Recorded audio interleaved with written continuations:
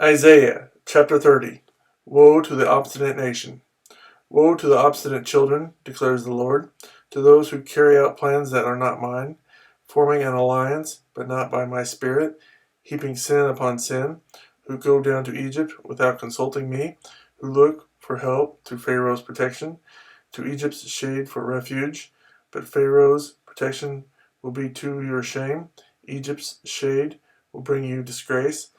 Though they have officials in Zoan and their envoys have arrived in Hanes, everyone will be put to shame because of a people useless to them, who bring neither help nor advantage, but only shame and disgrace. An oracle concerning the animals of the Negev, through a land of hardship and distress, of lions and lionesses, of adders and darting snakes.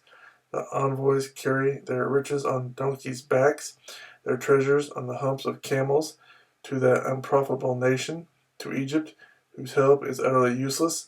Therefore I call her Rahab the do-nothing.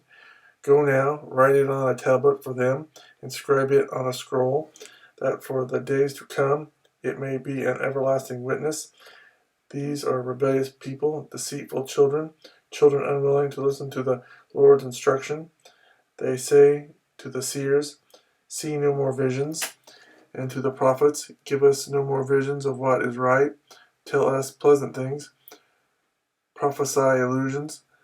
Leave this way, get off this path, and stop confronting us with the Holy One of Israel. Therefore, this is what the Holy One of Israel says.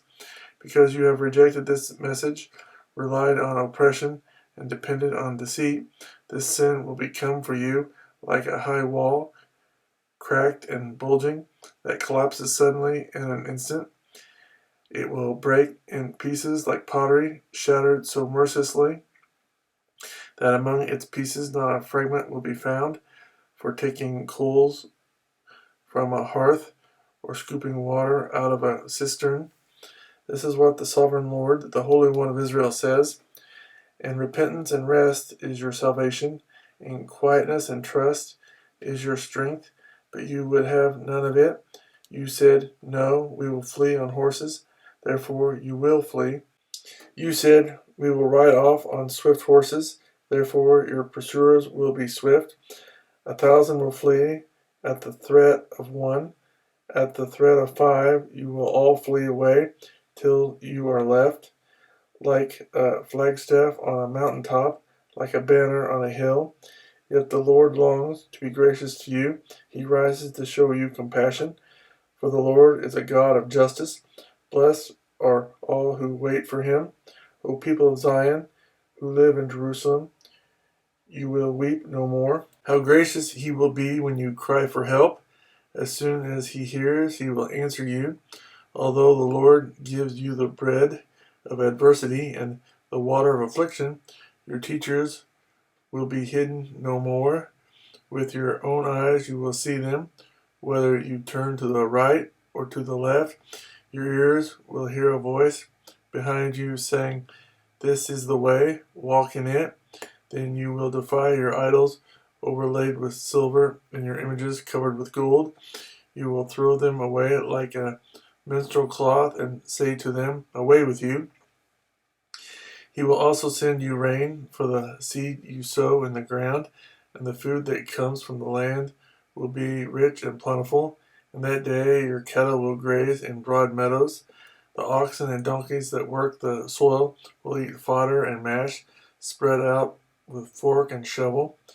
In the day of great slaughter, when the towers fall, streams of water will flow on every high mountain and every lofty hill. The moon will shine like the sun, and the sunlight will be 7 times brighter, like the light of 7 full days, when the Lord binds up the bruises of his people and heals the wounds he inflicted. See, the name of the Lord comes from afar, with burning anger and dense clouds of smoke. His lips are full of wrath, and his tongue is a consuming fire. His breath is like a rushing torrent, rising up to the neck. He shakes the nations in the sieve of destruction.